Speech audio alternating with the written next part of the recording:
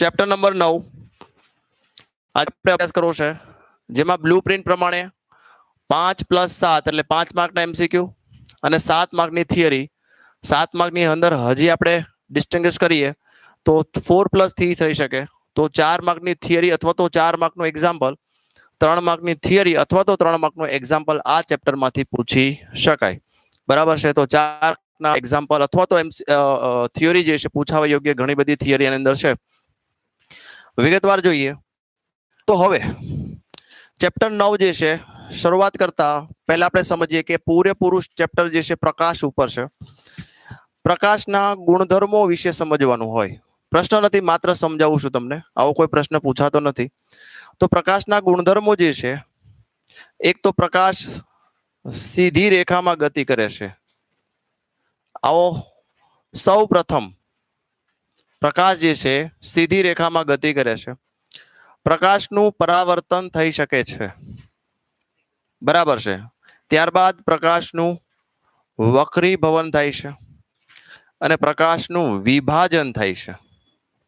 તો આજે 4 ગુણધર્મો જે છે એ 4 ગુણધર્મો રે ઓપ્ટિક્સ થી કરી શકાય. કિરણ પ્રકાશથી આને સોલ્વ કરી શકાય. કેનાથી સોલ્વ કરી શકાય? કિરણ પ્રકાશ શાસ્ત્રથી આને સોલ્વ કરી શકાય. સીધી રેખામાં ગતિ કરે છે, પરાવર્તન થાય છે, વક્રીભવન થાય છે, વિભાજન થાય છે. તો યાદ રાખો, આ બધી વસ્તુ જે છે કિરણ પ્રકાશ શાસ્ત્ર અથવા તો ઇંગ્લિશમાં કહેવાય રે ઓપ્ટિક્સ. તો રે ઓપ્ટિક્સ થી સોલ્વ કરી શકાય. હજી ગુણધર્મો છે જેને આપણે ચેપ્ટર નંબર 9 તરીકે ઓળખીએ છીએ. હવે એમાં ગુણધર્મોની આગળ વધારીએ તો આવશે વિવર્તન, ત્યારબાદ વ્યતિકરણ અને લાસ્ટ જે છે એ ધ્રુવીભવન. આ પણ પ્રકાશના ગુણધર્મો જ છે, પણ વ્યતિકરણથી શરૂ કરી અને ધ્રુવીભવન સુધી ચેપ્ટર નંબર 10 જેને આપણે તરંગ પ્રકાશ શાસ્ત્ર તરંગથી સાબિત કરેલા હતા. બરાબર છે. તરંગ પ્રકાશ શાસ્ત્ર એટલે કે વેવ ઓપ્ટિક્સ આપણા અગત્યનું ચેપ્ટર છે અને ઘણા બધા માર્ક્સનું હોઈ શકે. બરાબર છે. તો ચેપ્ટર નંબર 9, ચેપ્ટર નંબર 10 આમ તો સાથે જ અભ્યાસ કરવાનો હોય. 9 નું 10 માં પૂછી શકાય, 10 નું 9 માં પૂછી શકાય. તો સીધી રેખામાં ગતિ કરવું, પરાવર્તન થવું, વક્રીભવ થવું, વિભાજન થવું, વિવર્તન, વ્યતિકરણ અને ધ્રુવીભવન. સીધી રેખામાં ગતિ કરવું નોર્મલ ઇન્સિડન્સ છે. જ્યારે તમે ધોરણ 7-8 માં હો ત્યારે તમે સાદો એક્સપેરિમેન્ટ કર્યો હોય, 3 પૂઠાવાળો, બરાબર, અને એક મીણબત્તી છે. તો મીણબત્તી જે છે એ કોર્નર ઉપર રાખી હોય, વચ્ચે 3 પૂઠા રાખેલા હોય, 3 એમાં એક સમાન કાણા પાડેલા હોય. જો કાણા એક જ લાઈનમાં હશે તો તમને મીણબત્તી દેખાશે, મીણબત્તીની જ્યોત દેખાશે. પણ આડાવડા કરી નાખો છો તો મીણબત્તીની જ્યોત દેખાતી નથી. તો આ એક્સપેરિમેન્ટથી સાબિત થાય કે પ્રકાશ સીધી રેખામાં ગતિ કરે છે, અથવા તો આપણી આંખ જે છે સીધું જોઈ શકે છે, ત્રાંસું જોઈ શકતી નથી. તો આ એક્સપેરિમેન્ટ ક્યાંય આપણે વિગતવાર હોતો નથી, પણ માત્ર તમને ખાલી સમજાવ્યો કે સીધી રેખામાં ગતિ કરે છે. હવે સમજીએ પરાવર્તન. તો પરાવર્તન જે છે, તમને પરાવર્તન વિશે 2 માર્કમાં પૂછી શકે. ભલે 2 માર્કની સ્કીમ નથી, પણ ઓપ્શનની અંદર 2 માર્કમાં કદાચ તમને 2 માર્કનું પરાવર્તન પૂછી શકે. તો પરાવર્તનના એક જ ટોપિક છે. પહેલી વસ્તુ શરત કે ભાઈ ઇન્સિડન્ટ એંગલ આઈ અથવા તો શું કહેવાય, આપાત કોણ અને પરાવર્તન કોણ હંમેશા કેવા હોય? સમાન હોય છે. એટલે આપણે સમજીએ કે ભાઈ આ એક મિરર છે, અરીસો છે. આવા અરીસા ઉપર કોઈ આપાત કિરણ અરીસા ઉપર આપાત થાય છે જે લંબ સાથે આઈ ખૂણો બનાવે છે.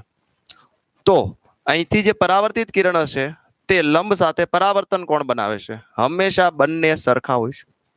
હંમેશા બંને કેવા હોય? એકદમ સરખા હોય છે. અને બીજું, આઈ અને આર, એંગલ આઈ અને એંગલ આર બંને એક જ સમતલમાં હોય છે. બંને કેવા સમતલમાં હશે? એક જ સમતલમાં હોય છે.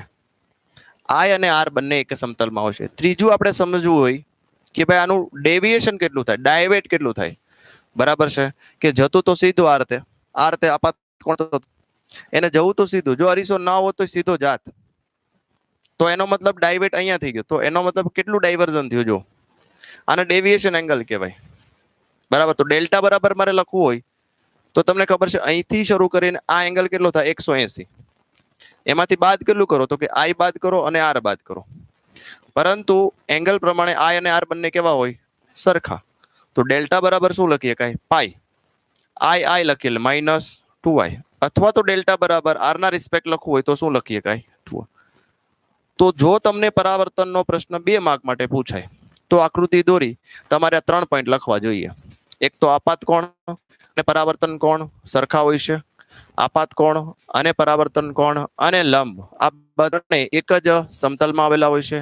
ત્યારબાદ આપાત કિરણ જે છે એ કેટલું ડાયવેશન અનુભવે છે અથવા તો ડેવિએશન એંગલ કેટલો થાય છે એનું સિમ્પ્લિફિકેશન તમારે આપવું જોઈએ. તો પરાવર્તન પૂછાય તો એટલું યાદ રાખવાનું. બરાબર છે. મોસ્ટલી તમને આના એમસીક્યુ પૂછી શકે કે તમને ઇન્સિડન્સ એંગલ આપેલો છે, આપાત કોણ આપેલો છે અથવા તો પરાવર્તન કોણ આપેલો છે. તમને એવું કહેવામાં આવે ડેલ્ટા ફાઇન્ડ કરો. તો 180 માંથી બાદ જ કરવાનું છે. પહેલા 2 ટાઈમ મલ્ટીપ્લાય કરો, 180 માંથી બાદ કરો એટલે તમને ડેલ્ટા મળી જાય. એવું પણ પૂછી શકે ડાયવર્ઝન આપજો, આઈ મેળવો, આ મેળવો, કઈ પણ રીતે પૂછી શકાય. પરાવર્તનની અંદર હજી તમને એક કેસ સમજાવું પરાવર્તનમાં કે આ તો ઠીક છે સમતલ અરીસો હતો એટલે તમને આઈ અને આર બરાબર સમજે. પણ જ્યારે સમતલ અરીસો નથી, વક્ર અરીસો છે, તો આવા વક્ર અરીસો જે છે એ તો તમને વક્રતા ત્રિજ્યા વિશે ખ્યાલ હશે. વક્રતા ત્રિજ્યા એટલે શું? તો કે જે ગોળામાંથી અરીસો બન્યો હોય, જે ગોળામાંથી અરીસો બન્યો હોય એવા ગોળાના કેન્દ્રને વક્રતા કેન્દ્ર કહે છે. વક્રતા કેન્દ્ર કહેવામાં આવે છે, જેને સી કહેવામાં આવે છે. આવું ભણી ગયા તમે. બરાબર છે. અને બીજું કે આટલું તમને યાદ હોય કે કોઈ પણ ગોળો હોય, આપણે ચેપ્ટર નંબર 1 માં ભણી ગયા કે ગોળાની વચ્ચે આપણે વિદ્યુત ભાર મૂકીએ તો વિદ્યુત ભારમાંથી નીકળતી લાઈનો જે છે એ સપાટીને ગોળાની સપાટીને કેવી હશે? ભણી ગયા ને આવું? તો એ જ વસ્તુ છે. તો સી માંથી નીકળતી કોઈ પણ લાઈન છે, સી માંથી નીકળતી કોઈ પણ લાઈન જે છે આ અરીસાને લંબ જ હશે. એટલે સમજવાનું કે સી માં લાઈન જે છે આમાં કેમ આપણે નોર્મલ ડ્રો કર્યો લંબ, તો લંબ દોરવા માટે સી માંથી દોરવું. ધારો કે કોઈ ઓબ્જેક્ટ જે છે એ ઇન્ફાઇનાઇટ અનંત અંતરે છે, તો આ ઓબ્જેક્ટમાંથી લાઈન આ રીતે સીધી આવી એટલે આ સી સાથે જે હોય એ લંબ થઈ ગયો. તો એનો મતલબ આ ખૂણોને આઈ કહેવાય. આ ખૂણાને શું કહેવાય? આઈ. પરાવર્તનના નિયમ પ્રમાણે આઈ અને આર હંમેશા સમાન હોય. એ પછી સમતલ અરીસો હોય કે વક્ર અરીસો હોય, બધા માટે લાગુ. તો આઈ જેટલો હશે એટલો જ આર હશે. અહીંયા આગળ તમને ઇમેજ મળશે. આ અહીંયા હશે તો આર તમને અહીંયા ઇમેજ મળશે. તો બે વસ્તુ સમજવાની. પરાવર્તન જે છે એ ખાસ કરીને સિમ્પલ એટલે કે સમતલ અરીસામાં અને સાથે સાથે વક્ર અરીસામાં પણ તમારે સમજવાની રહેશે. ઓકે. અરીસામાં આપણે ગાઉસનો નિયમ જે છે સાબિત કરવાનું થિયરી નીકળી ગઈ છે. 1/f = 1/u + 1/v. આ ફોર્મ્યુલા સાબિત કરવાનો હતો પણ એ થિયરી નીકળી ગઈ છે. બરાબર છે. પણ આપણે ડાયરેક્ટ યાદ રાખશું કારણ કે એક્ઝામ્પલમાં તો યાદ જ રાખવું છે. 1/f = અને અરીસાનું સૂત્ર કહેશું. કેવું સૂત્ર કહેશું? અરીસાનું સૂત્ર. લખતા જઈએ. અરીસાનું સૂત્ર એમસીક્યુ માટે યાદ રાખજો. બીજું કે ભાઈ એફ અને આર વચ્ચે સંબંધ હું, તો કે એફ બરાબર થાય 2r. ઊંધું લખ્યું મેં. r/2 થાય અને r બરાબર શું થાય? 2f. તો આ બંને સંબંધો પણ આપણે એમસીક્યુ માં યાદ રાખીશું. એફ અને એફ એટલે ફોકલ લેન્થ થશે. બરાબર છે. એફ એટલે શું થશે? ફોકલ લેન્થ અથવા તો કેન્દ્ર લંબાઈ. કેન્દ્ર લંબાઈ અને વક્રતા ત્રિજ્યા વચ્ચેનો સંબંધ કહેવામાં આવે છે. તો આ બે સૂત્ર આપણે યાદ રાખીશું. અને હજી આ નીકળી ગયું છે મેગ્નિફિકેશન મોટવણી. તો મોટવણી -v/u યાદ રાખીશું, અથવા તો હાઈહો યાદ રાખીશું, અથવા તો ફફ્ફુ યાદ રાખીશું, અથવા તો f - v / f યાદ રાખીશું. There are 4 formula. 4 ફોર્મ્યુલા છે મિરરના. મોટવણીના 4 ફોર્મ્યુલા. મોટવણીના કેટલા ફોર્મ્યુલા થશે? 4 formula. -v/u hi / ho / f - f - u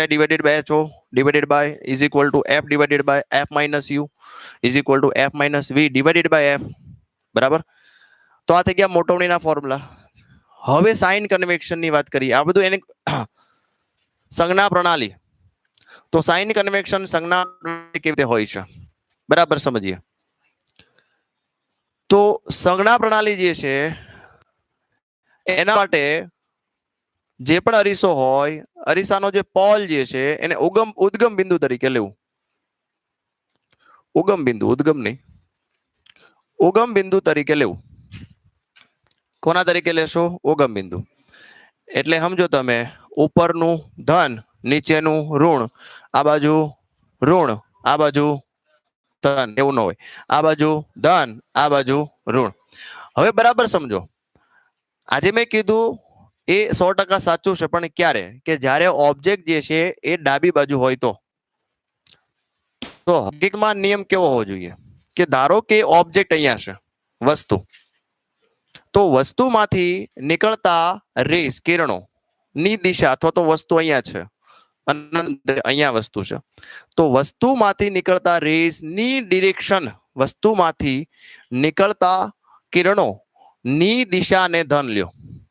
અહીંયા લખું છું, વસ્તુમાંથી નીકળતા કિરણોની દિશાને ધન તરીકે લેવી. એની ઓપોઝિટ ઋણ લઈ લો. તો જો આ ડિરેક્શન, જેમ આ બાજુ માપીએ, આ બાજુનું માપન છે બધું કેવું લેવું? ધન. એટલે આ બાજુ બધું માપવામાં આવે પ્લસ પોઝિટિવ. ઓપોઝિટ સાઈડ, આ સાઈડ માપો એ બધું કેવું લેવાનું? આ ક્યારે યુઝ થાય? કે જ્યારે ઓબ્જેક્ટ તમને જમણી સાઈડ આપેલો છે, ઓબ્જેક્ટ ક્યાં આપ્યો છે? જમણી સાઈડ, તો નિશાની ઊંધી થઈ જાય.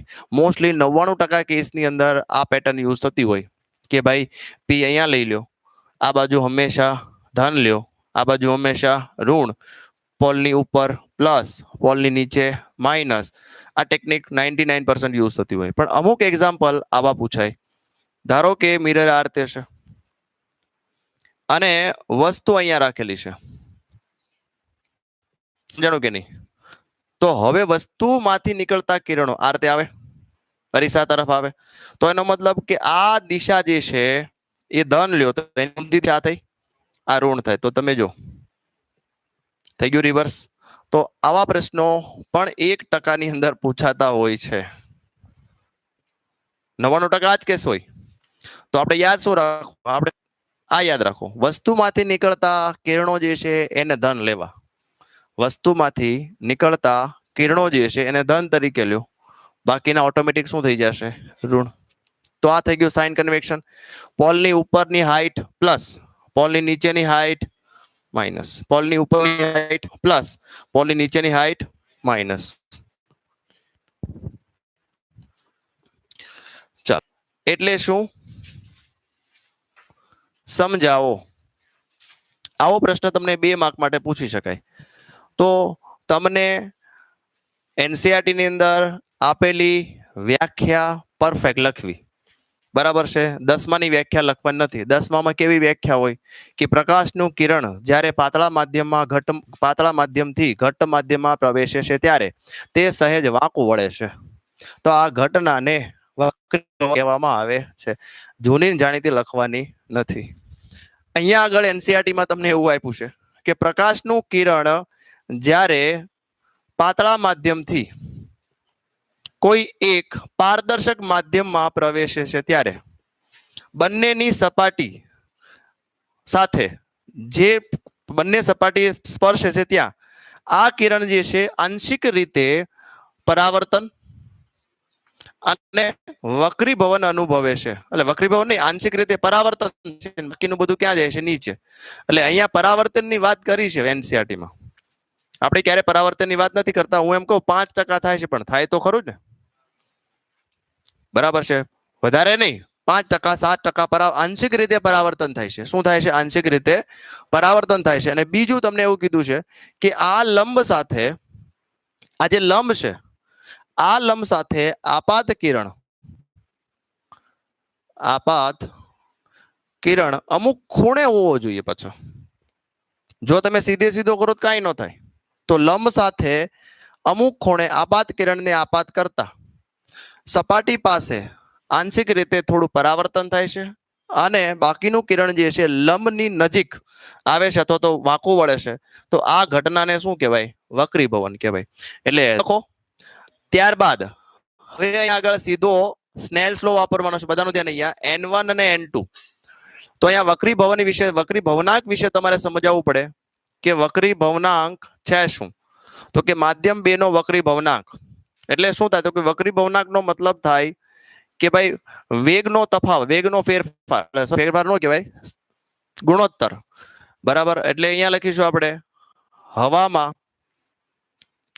પ્રકાશનો વેગ, હવામાં પ્રકાશનો વેગ, અને નીચે લખીશું આપણે માધ્યમ એટલે કે જે તમે કાચ લીધો છે, પાણી લીધું છે, માધ્યમમાં પ્રકાશનો વેગ. એનો મતલબ C/V. તો ફોર્મ્યુલા થાય N = C/V. આવા કેસની અંદર જો મારે N21 લખવું હોય તો N21 નો મતલબ શું થાય? તો કે N21 નો મતલબ થાય V1 / V2. એટલે કે N21 ને કહેવાય હું? તો કે માધ્યમ 2 નું વક્રીભવનાંક 1 ની સાપેક્ષે, અથવા તો આખું લખાય 1 ની સાપેક્ષે માધ્યમ 2 નું વક્રીભવનાંક. બરાબર. લેમડાની ભાષામાં જો લખવું હોય તમારે આ, બરાબર છે, લેમડાની ભાષામાં લખવું હોય તો આપણે ખબર છે F = શું થાય? C/λ થાય. તો C ને કરતા બનાવીએ શું થાય? F લેમડા થાય. F અહીંયા આવૃત્તિ અચળ હોય. અહીંયા જશે, તમે જોશો વેગ, ફ્રીક્વન્સી અને લેમડા આ ત્રણેય અંદર જશે, ત્રણેય પ્રોપર્ટી. પણ વેગ ઘટે, યાદ રાખજો કેટલો ઘટે? તો કે વક્રીભવનાંક ભાગનો થઈ જશે. લેમડા ઘટે, કેટલો ઘટે? વક્રીભવનાંક ભાગનો થાય. પણ ફ્રીક્વન્સી કેવી રહેશે? અચળ રહેશે. 3 ક્વોન્ટિટી જે છે અંદર જતી હોય, પ્રકાશની 3 ક્વોન્ટિટી કઈ કઈ? V, લેમડા અને F. F = C/λ. જેમાં આવૃત્તિ જે છે અચળ રહેતી હોય. તો અહીંયા આપણે લખીએ આ પ્રમાણે, લખીએ તો શું થાય? F λ1 F λ2. F ને કેન્સલ કરીએ તો λ1 ના છેદમાં λ2 આવું લખી શકાય. બરાબર છે. તો MCQ માટે આપણે તમે યાદ રાખી શકો. હજી આગળ વાત કરીએ તો N21 બદલે થાય શું? તો કે N2 ના છેદમાં N1 લખી શકાય, અથવા તો 1 ના છેદમાં N12 લખી શકાય. બે વ્યસ્ત. બરાબર. N21 = N2 ના છેદમાં N1 લખી શકાય. એટલી વાત કર્યા પછી વ્યાખ્યા લખવાની, વક્રીભવનાંકની વાત કરવાની, અને ત્યારબાદ સ્નેલભાઈની વાત કરવાની, સ્નેલનો નિયમ. તો સ્નેલના નિયમ પ્રમાણે લખવાનું કે N2 ના છેદમાં N1 બરાબર શું થાય? તો કે sin θ1 ના છેદમાં sin θ2 થશે. એટલે આ θ1 અને આ θ2 ક્રોસ ગુણાકાર કરો તો N1 sin θ1 એટલે આ બાજુ N1 sin θ1 = N2 sin θ2. અહીંયા સ્નેલના નિયમ સાથે વક્રીભવનાંક એટલે શું અને સમજાવો એ અહીંયા પૂર્ણ થઈ જશે. હજી તમે લખવું હોય કે જો પ્રકાશનું કિરણ ઘટ્ટ માધ્યમમાંથી પાતળા માધ્યમ તરફ જાય તો લંબથી દૂર જશે. આ લંબ નજીક આવતું હતું ને, લંબથી શું થાય? આ જ વસ્તુ અહીંથી હવે પાછળ જાય તો લંબથી કેવું ગયું? દૂર ગયું. તો વક્રીભવનાંક એટલે શું? વક્રીભવનાંક સમજાવો આવો પ્રશ્ન પણ તમને પૂછી શકે. ખાસ કરીને F, C અને લેમડા એનું યાદ રાખવાનું છે. લેમડા ઘટે, MCQ માં આવો પ્રશ્ન પૂછાય. બતાવું તમને કે હવામાં જ્યારે પ્રકાશનું કિરણ હતું ત્યારે લેમડા 5000 એંગસ્ટ્રોમ છે. જો આ પ્રકાશનું કિરણ જે છે N = 1.5 વક્રીભવનાંક ધરાવતા માધ્યમમાં પ્રવેશ કરે છે ત્યારે એનું લેમડા કેટલું થાય? બરાબર છે. લેમડા ડેશ બરાબર શું થાય? તો કે ઘટે, કેટલું ઘટે? N માં ભાગનું 5000 નોટ કરી દો જે આવે તે. બરાબર. સમજાણું કે નહીં? આ જ વસ્તુ વેગમાં પણ પૂછાય કે હવામાં વેગ 3 × 10⁸ ખબર હતી આપણે. આ જ પ્રકાશનું કિરણ જે છે પાણીમાં ગતિ કરે છે. કેમાં ગતિ કરે છે? પાણીમાં ગતિ કરે છે. તો પાણીનો વક્રીભવનાંક કેટલો થાય? 4/3. તો હવે વેગ કેટલો હશે પાણીમાં?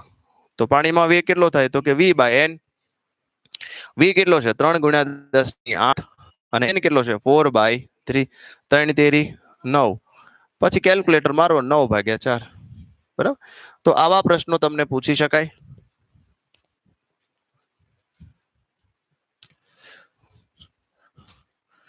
ચલો આગળ વાત કરીએ વક્રીભવન ની અંદર. હજી આપણે આગળ જઈએ તો વક્રીભવનમાં ખાસ કરીને એક ડેપ્થ વાળો કેસ છે, હાઈટ વાળો કેસ છે. એટલે આ રીતે વર્ચ્યુઅલ હાઈટ. ધારો કે એક બીકર છે, બીકરની અંદર એક કોઈન પડ્યો છે. પાણી રહેલા બીકરમાં એક કોઈન પડેલો છે, તો એમાંથી કિરણ આ રીતે નીકળે છે. જો આ રીતે ઓબ્જેક્ટ માંથી કિરણ જાય છે, તો આ લંબ સાથે ખૂણો બનાવ્યો, અને અહીંયા રહેલા તમે જે જોઈ રહ્યા છો એને આંખમાં પ્રવેશે છે. તો હકીકતમાં આપણી આંખ સીધું જોઈ ત્રાસુ જોઈ શકતી નથી. તો સીધું ન જોઈ તો એ ત્રાસુ સીધું જ જોશે, ત્રાસુ જોઈ શકે નહીં. તો આ જે સ્ટ્રેટ કરો અને આને સ્ટ્રેટ કરો, તો એનો મતલબ કે સિક્કો તમને અહીંયા દેખાશે, છે હકીકતમાં નીચે પણ દેખાય છે ક્યાં? ઉપર દેખાય છે. તો આને શું કહેવાય? તો કે હાઈટ ઓફ ઇમેજ કહેવાય. હકીકતમાં ક્યાં હતો ભાઈ? હાઈટ ઓફ ઓબ્જેક્ટ ઉપર હતો.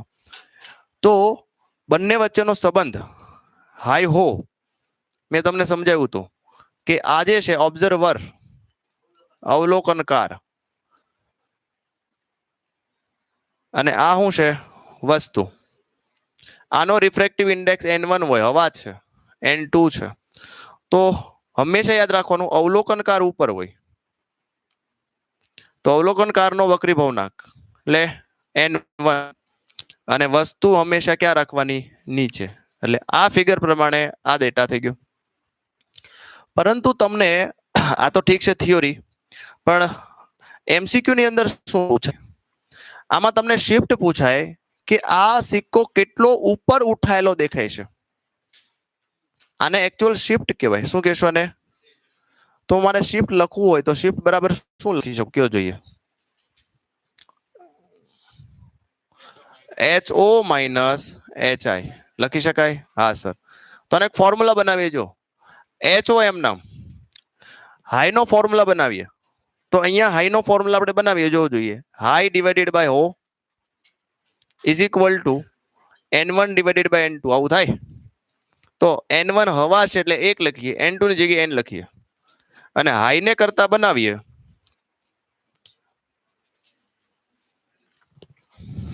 આવું થશે. આની કિંમત અહીંયા મૂકીએ અને કે સમીકરણ 1 પરથી. આવું આપ્યું નથી હો, માત્ર તમને એમસીક્યુ માટે સૂત્ર બનાવી આપું છું. સમીકરણ 1 પરથી HO divided by n, HO common લઈ લો. તો આ સૂત્ર પણ મેં તમને જે તે સમયે ડાયરેક્ટ લખાયું હતું કે યાદ રાખજો. આ રીતે સાબિત કરી શકાય કે ભાઈ શિફ્ટ નો ફોર્મ્યુલા શું થાય? HO into bracket 1 minus 1 upon n, બરાબર. વર્ચ્યુઅલ ડેપ્થ, આભાસી ઊંડાઈ, અને શું કહેવાય? આભાસી ઊંડાઈ. તમને આવો પ્રશ્ન પૂછે આભાસી ઊંડાઈ અથવા તો આભાસી ઊંચાઈ વિશે સમજો તો લખોનો આકૃતિમાં દર્શાવ્યા પ્રમાણે એક પાણી ભરેલા બીકરમાં એક કોઈન પડ્યો છે. ઉપરથી જોતા આ કોઈન જે છે એ ઉપર થોડો ઉપર ઉઠેલો દેખાય છે. આકૃતિમાં બતાવ્યા પ્રમાણે આપણે આ ટૂંકમાં જે વર્ણન લખ્યું, વર્ણન હું બોલું છું એ તમારે લખવાનું છે, અને એના પ્રમાણે તમારે આ સૂત્ર મારવાનું. આ સૂત્ર સાબિત નથી કરવાનું, આ સૂત્ર ડાયરેક્ટ લખવાનું છે, આ સાબિત કરવાનું નથી.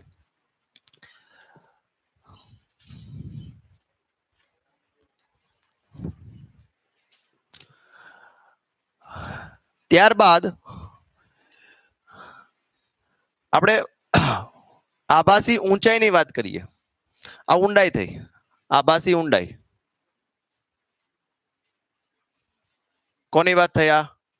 આભાસી ઊંડાઈ. ચલો આભાસી ઊંચાઈ વિશે આપણે સમજીએ. અહીંયા એક વૃક્ષ છે, તળાવ. આ બીકર નથી પણ તળાવ છે. તળાવના કિનારે, બરાબર છે, તળાવના કિનારે એક વૃક્ષ છે, બરાબર. આ ઢાળ છે, અહીંયા છે ને, જાઓ નહીં હેઠા પડી જાય સીધા. તે હાલો આગળ. હવે આ કાઢી નાખી એટલે તમને ખ્યાલ આવે ભાઈ આ બીકર નથી, શું છે? આ તળાવ છે. જો થોડુંક પાણી આવી જાય તો તળાવ છલકાઈ જાય એમ છે. હવે સમજીએ. આ ઓબ્જેક્ટ માંથી આવતા કિરણો જો આ રીતે આવે છે. હંમેશા કિરણો ઓબ્જેક્ટ માંથી આવે, ખાસ યાદ રાખજો. ઘણા લોકો ઊંધા લેતા હોય છે. અહીંથી શરૂ કરે. ઓબ્જેક્ટ માંથી કિરણો આંખમાં જતા હોય તો આ ઓબ્જેક્ટ માંથી કિરણો આવે છે. તો તમે જો આ કયું માધ્યમ છે? ઉપર પાતળું માધ્યમ છે. તો પાતળા માધ્યમમાંથી ઘટ્ટ માધ્યમમાં જાય એટલે શું થાય?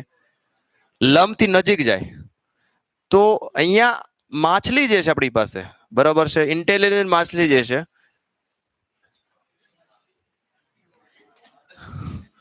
આ જે માછલી જે છે ફિશ, એ આને જુએ છે, બરાબર.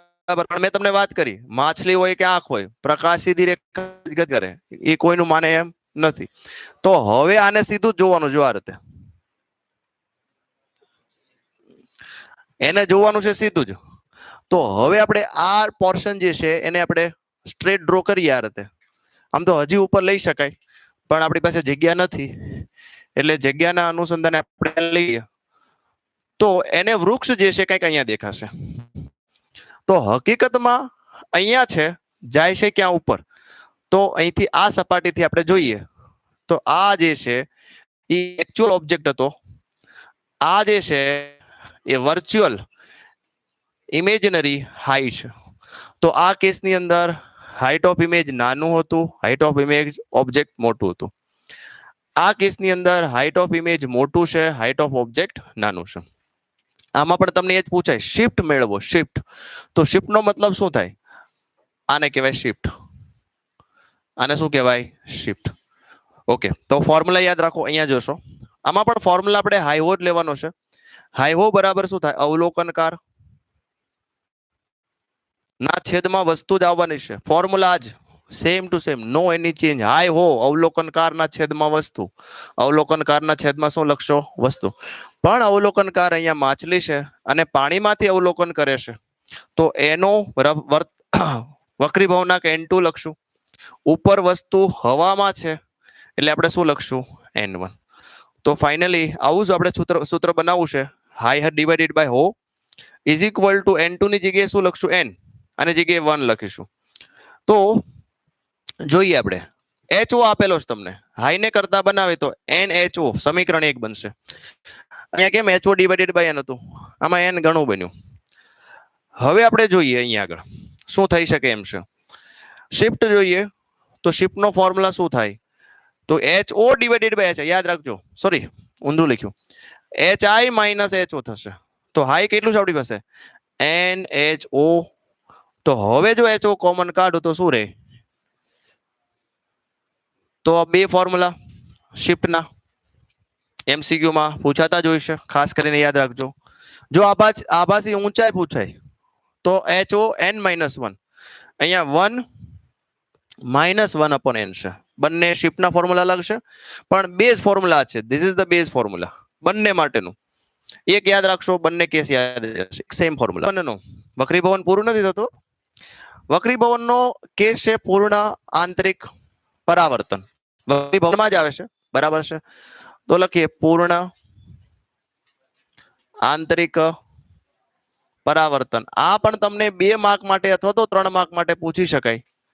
સમજવા માટે સમજીએ, જો કે ધારો કે એક તળાવ છે અથવા તો એક બીકર છે, બીકરની અંદર પાણી ભર્યું છે, એટલે તો ઘટ માધ્યમ છે. આવા માધ્યમની અંદર આપણે નીચે એક બલ્બ રાખેલો છે, તો બલ્બમાંથી શું નીકળે? તો કે પ્રકાશ. તો બલ્બમાંથી જે પ્રકાશ નીકળે છે એમાં આપણે આપાત કિરણ જે છે અલગ અલગ લેતા જઈએ. કે ધારો કે આપાત કિરણ જે છે, અમુક આપાત કિરણ સીધા જાય છે, એટલે આ રીતે. તો વક્રીભવન સીધા થાય તો વક્રીભવન ન થાય. પછી આપાત કિરણ જે છે કંઈક થોડોક ત્રાસો કરીએ આપણે, તો જેમ જેમ ત્રાસા કરશું એમ વક્રીભવનાંક વધતો જશે. હજી ત્રાસું કરીએ જો આ રીતે, અહીંયા આગળ વક્રીભવન જે છે એ મેક્સિમમ 90 ના ખૂણે થઈ ગયો. પણ મોસ્ટલી આટલું છે, ના તો કોઈ એરો દેખાય, ના તો કઈ મેન્શન દેખાય, લખ્યું હોય. સાંભળજો બરાબર. અહીંયા જોજો, આજે છે ને અહીંયા આગળ આ રીતે તમને આકૃતિમાં આ પણ આવું આપ્યું છે. આ શું આપ્યું છે? આંશિક પરાવર્તન. થોડાક નાના અક્ષર છે, આંશિક પરાવર્તન થાય છે. પણ જ્યારે આ ક્રિટિકલ એંગલ કરતા હવે વધે તો અહીંયા લખવાનું પૂર્ણ આંતરિક પરાવર્તન છે. સમજાણું તમને? આ થઈ ગયું પૂર્ણ આંતરિક પરાવર્તન. બીજું આ લખવું જરૂરી છે આંશિક, અને એને ડોટેડ થી કરવાનો આ રીતે. પછી ત્યારબાદ અહીંયા લખવું પડે, આ પાણી લખો, વોટેવર તમે લખી શકો. ભાઈ પાણી છે, આને લખવો પડે ભાઈ, બલ્બ. બરાબર છે, ભલે એને તમે ઇલેક્ટ્રિસિટી માટે બેટરી ન જોઈન્ટ કરી હોય, પણ બલ્બ લખવો પડે. બરાબર છે, તો આ બધી આકૃતિ છે એ વ્યવસ્થિત દોરવી. આકૃતિમાં અને કે આ O1 હોય, O2 હોય, O3 હોય, આ કિરણોને ધ્યાનમાં લ્યો. જેમાં એક કિરણ જે છે એ આપાત કોણ 0 છે, વક્રીભવન કોણ પણ મળતો નથી. જેમ જેમ આપાત કોણ વધતો જાય છે એમ વક્રીભવન કોણ વધતો જાય છે. એક આપાત કોણ એટલે O4 આગળ, ધ્યાનથી તમે આકૃતિમાં જોશો તો O4 આગળ એ આપાત કોણ વક્રીભૂત કોણ જે છે 90 બને છે. બરાબર છે, તો આવા આપાત કોણને શું કહેવાય? કાંતિ ને ક્રાંતિ કોણ કહેવામાં આવે છે. એટલે હંમેશા બી હરખું જ બોલ્યા હતા. કેવો કોણ કહેવાય? ક્રાંતિ કોણ કહેવાય. કાંતિ મારું નામ આવ્યું કે ક્રાંતિ કોણ કહેવાય. કેવો કોણ કહેશું? ક્રાંતિ કોણ કહેશું. કેવા કોણને? તો કે આપાત કોણને જ ક્રાંતિ કોણ કહેવાય. આપાત કોણને જ ક્રાંતિ કોણ કહેવાય. શરત હું કે જ્યારે વક્રીભૂત કોણ કેવો બને 90 અથવા તો π/2.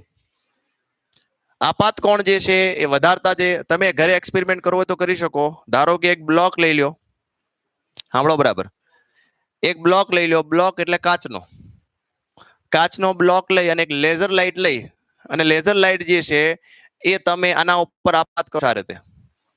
પછી આ જે છે લેઝર લાઇટ નો ખૂણો જે છે એ વધારતા જાઓ. ખ્યાલ આવ્યો કે નહીં?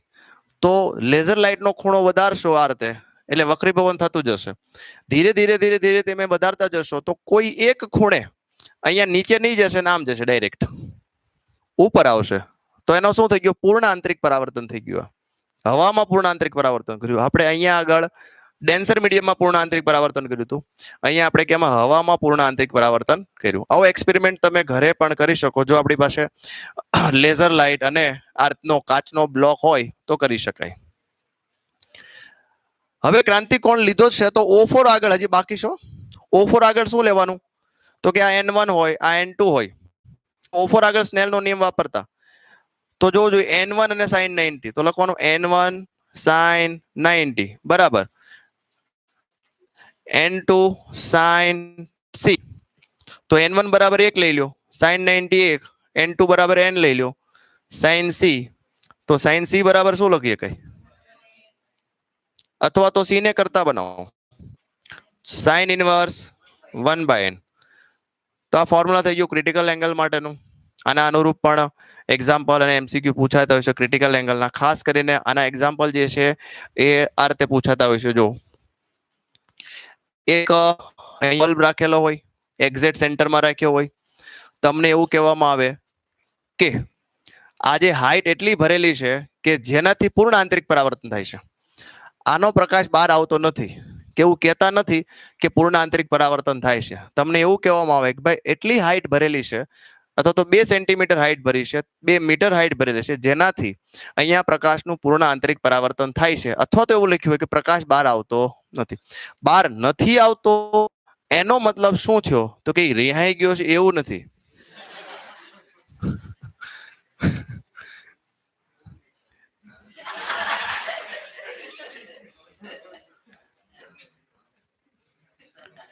એનો મતલબ શું થયો? કે અહીંયાથી જે પ્રકાશ આવે છે એ મેક્સિમમ અહીંથી આ રીતે પુનઃ આંતરિક પરાવર્તન થાય છે. અથવા તો તમને એવું કહેવામાં આવે કે ઉપરની સપાટી જે છે ચળકતી દેખાય છે. એટલે આ રીતે તો ઉપરથી જોઈએ તો આનો એરિયા ફાઇન્ડ કરો અથવા તો રેડિયસ ફાઇન્ડ કરો. આવો પ્રશ્ન 100% તમને MCQ રૂપે 3 માર્કના દાખલા સ્વરૂપે પૂછાય. તો આમાં આપ્યું શું હોય? જો આનો વક્રીભવનાંક આપ્યો હોય, કાં તો તમને આનો રેડિયસ આપ્યું હોય તો હાઈટ મેળવો અને હાઈટ આપી તો રેડિયસ મેળવો. તો આ થઈ ગયો ક્રિટિકલ એંગલ. તો અહીંયા પાયથાગોરસ પ્રમાણે જ અહીંયા સોલ્વ કરવાનું. આ C આપ્યો છે, આ H છે, આ R છે. બરાબર. C કેવી રીતે મળે? તો કે sin C બરાબર 1/n થી C મળી જાય. તો હવે જો C મળી ગયો હોય તો H આપ્યો હોય તો R મળે કે નહીં? સામેની બાજુ છેદમાં પાસેની બાજુ tan વાપરી લો. R આપેલો હોય તો H મળે કે નહીં? સામેની બાજુ છેદમાં પાસેની બાજુ. વક્રીભવનાંક આપ્યો હોય તો આવા પ્રશ્નો જે છે તમને પૂછાતા હોય છે. કયા પૂર્ણ આંતરિક પરાવર્તનના કેસમાં. પરાવર્તનના ઉપયોગો લખો. કોના ઉપયોગો લખવા છે? પૂર્ણ આંતરિક પરાવર્તનના ઉપયોગો. એમાં તમારે 4 ઉપયોગ લખવાના છે. કેટલા ઉપયોગ લખવાના? એમાં પહેલું પ્રિઝમ, પછી ત્યારબાદ હીરો, હિરોઈન નહીં, હીરો, ડાયમંડ, ત્રીજું છે ફાઈબર ઓપ્ટિક્સ, અને ચોથું જે છે ઝાંઝવાના જળ એટલે તો મિરાજ. તો મિરાજ વિશે તમને સમજાવું તો ધારો કે એક આ વૃક્ષ છે, સાંભળો, આ ઓબ્જેક્ટ છે.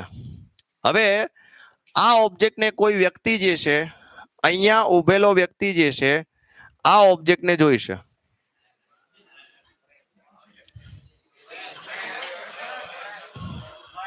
તો હવે અને ઉપર જે 45 ડિગ્રી સેલ્સિયસ છે તાપમાન, એટલે એનો મતલબ થયો ઉનાળો હશે. જમીન ગરમ થઈ ગઈ હોય એટલે આપણે લેયર જે છે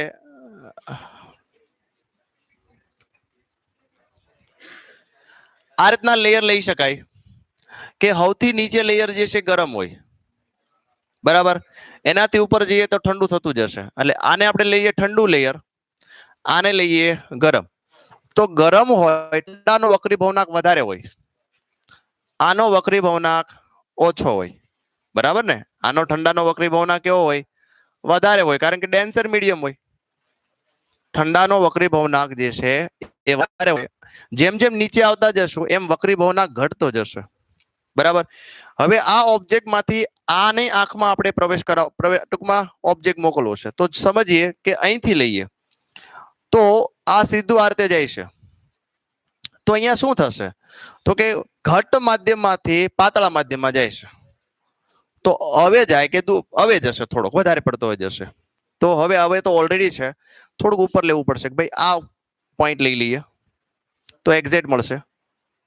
ધારો કે આ જાય છે તો જોશો હવે જશે. હવે એટલે આ રીતે ખ્યાલ આવ્યો? અહીંથી હવે ગયો એટલે આ ખૂણો જે છે, આ ખૂણો, અરે આ બરાબર છે, બરાબર. હવે શું હવે જશે? હજી હવે જશે આ રીતે. આને આ જોવું છે આ રીતે.